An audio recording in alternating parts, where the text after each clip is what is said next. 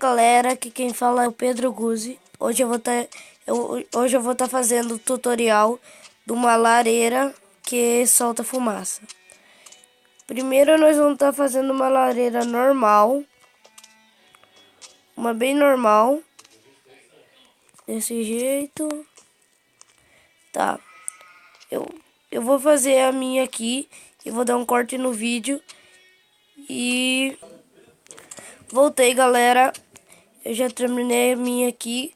Vocês podem fazer de qualquer jeito, tá?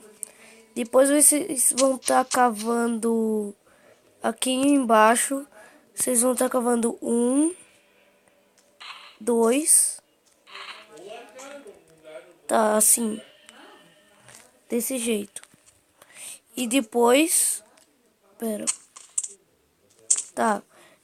E depois vocês vão estar pegando aqui o spawn do Blaze. Esse daqui. E espera, eu tenho que colocar a dificuldade. Tá? E coloca aqui. E praticamente já vai estar quase pronto. E daí você vem aqui. Fecha aqui. E já vai estar funcionando. Entenderam? Eu vou diminuir um pouco aqui. Pra ficar melhor. E daí vai estar saindo mais ou menos com umas partículas lá em cima. E a fumaça aqui. É muito legal isso.